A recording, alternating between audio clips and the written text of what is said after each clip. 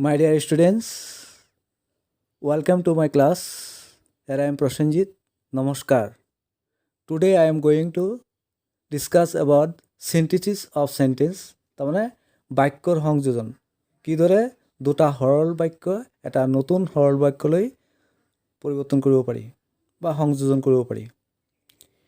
ইয়াৰ আগতে মই প্ৰথম পাৰ্টত synthesis of sentenceৰ প্ৰথম পাৰ্টত মই কিদৰে দুটা সৰল বাক্য এটা নতুন সৰল বাক্যলৈ পৰিৱৰ্তন কৰিব পাৰি সেই বিষয়ে মই আলোচনা কৰিছিলোঁ প্ৰেজেণ্ট পাৰ্টিচিপলৰ সহায়ত। আজি মই আলোচনা কৰিম পাৰফেক্ট পাৰ্টিচিপল আৰু পাষ্ট পাৰ্টিচিপলৰ ব্যৱহাৰ কৰি কিদৰে দুটা সৰল বাক্যক আমি এটা সৰল বাক্যলৈ ৰূপান্তৰিত কৰিব পাৰি। Let us begin. পাৰফেক্ট পাৰ্টিচিপলছ তাৰমানে এক্টিভ ভয়েছত আমি কি কৰিব লাগিব হেভিং প্লাছ V3 মিনছ ভাৰ্বৰ পাষ্ট পাৰ্টিচিপল। পেছিভ ভয়েছত হেভিং বিন প্লাছ V3 তাৰমানে V3 মিনছ পাষ্ট পাৰ্টিচিপল। তাৰমানে কনষ্ট্ৰাকশ্যনটো এনেকৈ হ'ব এক্টিভ ভয়েছত হেভিং প্লাছ ভাৰ্ব 3 আৰু পেছিভ ভয়েছত হেভিং বিন প্লাছ ভাৰ্ব 3। আমি যদি পাৰফেক্ট পাৰ্টিচিপলৰ সহায়ত দুটা সৰল বাক্য সংযোজন কৰিব বিচাৰোঁ তেন্তে সেই বাক্য দুটাৰ কিছু কণ্ডিশ্যন থাকিব লাগিব, তাৰমানে কিছু চৰ্ত থাকিব লাগিব। তাৰমানে প্ৰথম চেণ্টেন্সৰ finite verb not equal to finite verb of 2 মানে চেণ্টেন্স 2ৰ। তাৰমানে প্ৰথম বাক্যৰ যিটো ফাইনিট ভাৰ্ব থাকিব দ্বিতীয় বাক্যৰ ফাইনিট ভাৰ্বটোৰ লগত একেই হ'ব নালাগে, এইটো প্ৰথম কণ্ডিশ্যন। দ্বিতীয় কণ্ডিশ্যনটো হ'ল time interval between two sentences not zero'. তাৰমানে দুটা চেণ্টেন্সৰ যেতিয়া দুটা কাম দুটা একশ্যন এই একশ্যন দুটাৰ এটা কমপ্লিট হ'ব লাগিব, কমপ্লিটেড একশ্যন হ'ব লাগিব। তাৰমানে দুটা একশ্যনৰ ভিতৰত মানে কি হ'ব লাগিব ব্যৱধানটো বা সময়টো কি হ'ব লাগিব জিৰ' হ'ব নালাগিব। মানে এটা কাম কমপ্লিট হোৱাৰ পিছত মানে সম্পূৰ্ণ হোৱাৰ পিছতহে আনটো কাম ষ্টাৰ্ট হৈছে এনেকৈ হ'ব লাগিব। তাৰমানে চিম্পুল কথাত ক'ব গ'লে আমি এইটোৱে বুজিছোঁ যে দুটা একশ্যনৰ সময়ৰ ব্যৱধান কেতিয়াও জিৰ' হ'ব নালাগে, মানে সময়ৰ ব্যৱধান থাকিব লাগিব। তাৰমানে কমপ্লিটেড একশ্যন হ'ব লাগিব। Okay, late us understand with the help of examples. Having finished the work I went to the playground. তাৰমানে চেণ্টেন্সটোত কি বুজাইছে হেভিং ফিনিছড দ্য ৱৰ্ক তাৰমানে কামটো সম্পূৰ্ণ শেষ কৰাৰ পিছতে আই ৱেণ্ট টু দ্য প্লে'গ্ৰাউণ্ড, তেতিয়াহে প্লে'গ্ৰাউণ্ডলৈ গৈছিল। তাৰমানে কি কামটো সম্পূৰ্ণ হৈ গৈছিল তাৰপিছতে গৈছিল। তাৰমানে প্ৰথম একশ্যনটো সম্পূৰ্ণ কৰাৰ পিছত তাৰপিছত তাৰমানে কি এই দুটা একশ্যনৰ মাজত আমি দেখিছোঁ সময়ৰ কিছু ব্যৱধান আছে, মানে এটা কমপ্লিট হৈছে কমপ্লিটেড একশ্যন তাৰপিছতে আনটো একশ্যন ষ্টাৰ্ট হৈছে। Let us understand with the help of examples. Number 1, Rabi completed his work he went to his office. তাৰমানে ইয়াত আমি প্ৰথমে চাব লাগিব যে আমাৰ কণ্ডিশ্যনটো ফুলফিল হৈছে নাই, তেতিয়াহে আমি পাৰফেক্ট পাৰ্টিচিপল ইউজ কৰিব পাৰিম চেণ্টেন্স দুটা লগ লগাওঁতে। ৰবি কমপ্লিটেড হিজ ৱৰ্ক তাৰমানে সম্পূৰ্ণ হৈছে, একশ্যনটো কমপ্লিট হৈছে। আনটো হ'ল হি ৱেণ্ট টু হিজ অফিচ, তেতিয়াহে অফিচলৈ গৈছিল। তাৰমানে আমাৰ কি আছিলে প্ৰথম ফাইনিট ভাৰ্বটো আৰু ছেকেণ্ড ফাইনিট ভাৰ্বটো ইয়াত প্ৰথমটো হ'ল কমপ্লিটেড, ছেকেণ্ডটো হ'ল ৱেণ্ট, এই দুটা একে নহয় আৰু এটা দুটাৰ মাজত সময়ৰ ব্যৱধান আছে। গতিকে এইটো আমি পাৰফেক্ট পাৰ্টিচিপল ইউজ কৰিব পাৰিম। তেতিয়া এনচাৰটো হ'ব কি হ'ব দুটা লগ লগালে having completed his work Rabi went to his office, এইদৰে হ'ব। তাৰমানে having completed his work comma Rabi went to his office. Let us move to example 2। They finished their work they ate food. তাৰমানে কি হৈছে ইয়াত কণ্ডিশ্যন দুটা ফুলফিল হৈছে। দে finished their work তাৰমানে কামটো সম্পূৰ্ণ হৈছিল, তাৰপিছতে কি কৈছিলে ফুড মানে খাদ্য খাইছিল। তেন্তে এইটো আমি এই দুটা চেণ্টেন্স আমি এই দুটা সৰল বাক্যক আমি এই দুটা চিম্পুল চেণ্টেন্সক আমি এটা সৰল বাক্যলৈ আমি পাৰফেক্ট পাৰ্টিচিপল ইউজ কৰি আমি কৰিব পাৰিম।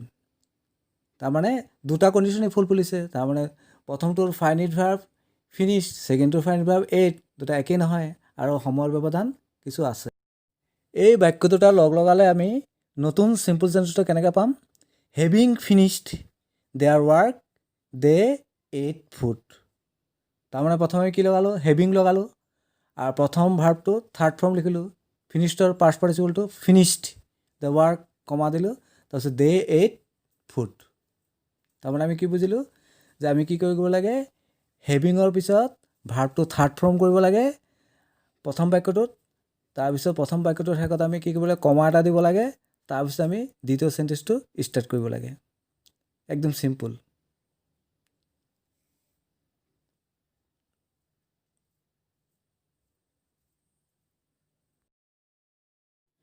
এতিয়া আমি আৰু এটা উদাহৰণৰ সহায়ত বুজিবলৈ চেষ্টা কৰোঁ। You wrote a letter, you posted it. তাৰমানে চিঠিখন আগতে লিখিছিলে, তাৰপিছতে পোষ্ট কৰিছে। তাৰমানে দুটা একশ্যনৰ ভিতৰত সময়ৰ ব্যৱধান আছে আৰু প্ৰথমটোৰ ফাইনিট ভাৰ্বটো হ'ল ৰোট, ছেকেণ্ডটোৰ ফাইনিট ভাৰ্বটো হ'ল পোষ্টেড। দুটা ফাইনিট ভাৰ্ব বেলেগ বেলেগ আছে আৰু দুটাৰ মাজত সময়ৰ পাৰ্থক্য আছে। তাৰমানে এটা কমপ্লিটেড হোৱাৰ একশ্যনৰ পিছতেই আন এটা ষ্টাৰ্ট হৈছে। তাৰমানে চিঠিখন লিখাৰ পিছতহে চিঠিখন পোষ্ট কৰিছে। সেইকাৰণে আমি ইয়াত পাৰফেক্ট পাৰ্টিচিপল ইউজ কৰিব পাৰিম। পাৰফেক্ট পাৰ্টিচিপল ইউজ কৰাৰ পিছত আমি চেণ্টেন্সটো কিদৰে পাম? Having written a letter comma you posted it. তাৰমানে হেভিং ভাৰ্বটো আমি থাৰ্ড ফৰ্ম লিখিব লাগে, ৰাইটৰ পাষ্ট পাৰ্টিচিপল ফৰ্মটো হ'ল ৰিটেন। Very simple. এতিয়া আহোঁ আমি পেচিভ ভইচত কেনেকৈ থাকে। পেচিভ ভইচত চেণ্টেন্সটো কেনেকৈ হ'ব? Having been defeated he fled away. মানে পেচিভ ভইচত আমি পাৰফেক্ট পাৰ্টিচিপল কেনেকৈ ইউজ কৰিব লাগে? হেভিঙৰ পিছত কি লাগিব? বিন লাগিব আৰু ভাৰ্বটো কি হ'ব? থাৰ্ড ফৰ্ম, মানে V3 মিনছ পাষ্ট পাৰ্টিচিপল। সেইকাৰণে চেণ্টেন্সটো কি হৈছে? এক্সাম্পলটো আমি কি পালোঁ?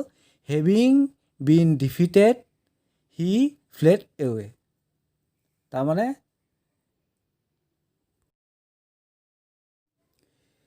কিদৰে perfect participle, that means passive ভইচত ইউজ কৰিব পাৰি, আমি এটা উদাহৰণৰ পৰা বুজিবলৈ চেষ্টা কৰোঁ। চেণ্টেন্সটো আছে, he was punished by teacher he felt চৰি।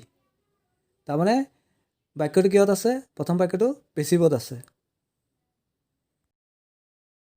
এতিয়া আমি বাক্য দুটা যদি সংযোগ কৰিব বিচাৰোঁ তেনেহ'লে কেনেকৈ হ'ব? Having been punished by teacher comma he felt sorry. তাৰমানে আমি পাইছিলোঁ আগতে যে প্ৰথমে হেভিং ল'ব লাগে, তাৰপিছত বিন, তাৰপিছত ভাৰ্বটো third. Let us now focus on how to use past participle. Past participle প্ৰথমটো আমি বুজি ল'ব লাগিব। ভাৰ্বটো থ্ৰী ফৰ্মত হ'ব আৰু it works as an executive. এক্সিকিউটিভৰ দৰে কাম কৰিব। কণ্ডিশ্যনটো কি হ'ব লাগিব বাক্যটোৰ? চেণ্টেন্স ওৱানৰ অবজেক্টটো কি হ'ব? চেণ্টেন্স টুত কি হ'ব? ছাবজেক্ট হ'ব আৰু চেণ্টেন্স টুটো সদায় কিহত হ'ব? পেচিভ ভইচত হ'ব। Let us try to understand with the help of examples. First sentence, I saw a snake. Second চেণ্টেন্সটো কি আছে? It was wounded. এতিয়া কি হ'ব? প্ৰথম চেণ্টেন্সটোৰ অবজেক্ট কি আছে? A snake. এই স্নেকটোৰ দ্বিতীয় চেণ্টেন্সটো কি আছে? ছাবজেক্ট। যেনে এ স্নেকটো কি হৈছে? ইট হৈছে। তাৰমানে দ্বিতীয় চেণ্টেন্সত কি হৈছে? প্ৰথম চেণ্টেন্সটোৰ অবজেক্টটো দ্বিতীয় চেণ্টেন্সত কি আছে? ছাবজেক্ট আছে। তাৰমানে আমাৰ কণ্ডিশ্যনটো পূৰ হৈছে। সেইকাৰণে আমি ইয়াত পাষ্ট পাৰ্টিচিপল ইউজ কৰিব পাৰিম। তেন্তে চেণ্টেন্সটো কি হ'ব? দুটা লগালে I saw a wounded snake. ইয়াৰ ওণ্ডেডটো থাৰ্ড ফৰ্ম, মানে পাষ্ট পাৰ্টিচিপল, আৰু এইটো কিদৰে কাম কৰিছে? ৱৰ্ক এজ এন এক্সিকিউটিভ, এক্সিকিউটিভৰ দৰে কাম কৰিছে। Let us try to understand with the help of more examples. This is a rose, it is faded. এতিয়া প্ৰথম চেণ্টেন্সটোৰ অবজেক্ট কি আছে? A rose. দ্বিতীয় চেণ্টেন্সত এই ৰ'জটো কি হৈছে? ইট। তাৰমানে আমাৰ কণ্ডিশ্যনটো পূৰ হৈছে। আৰু তেন্তে আমি এইটো যদি আমি লগাওঁ তেতিয়া কি হ'ব? দিছ ইজ এ ফেডেড ৰ'জ। তাৰমানে কি হৈছে? ফেডেড, মানে ভাৰ্বটো কি হৈছে? থাৰ্ড ফৰ্ম আৰু কিহৰ দৰে কাম কৰিছে? এক্সিকিউটিভৰ দৰে। মাই ডিয়াৰ ষ্টুডেণ্টছ, আজি পাৰ্টটো ইমানতে সামৰিলোঁ। ইয়াৰ পৰৱৰ্তী পাৰ্টত মই চিন্থেচিছ অফ চেণ্টেন্সৰ বাকী নিয়মবোৰ বুজাবলৈ চেষ্টা কৰিম। মাই ডিয়াৰ ষ্টুডেণ্টছ, তোমালোকে মনত ৰাখিবা এটা পাৰ্টৰ লগত আনটো পাৰ্ট জড়িত হৈ আছে। তাৰমানে যদি কোনোবাই প্ৰথম পাৰ্টটো চিন্থেচিছ অফ চেণ্টেন্সৰ প্ৰথম পাৰ্টটো চোৱা নাই, তেনেহ'লে ডেছক্ৰিপশ্যন বক্সত লিংক দিয়া থাকিব, চাই ল'বা, তেতিয়াহে আনটো পাৰ্ট বুজিবলৈ সহায় হ'ব। থেংক ইউ, ধন্যবাদ।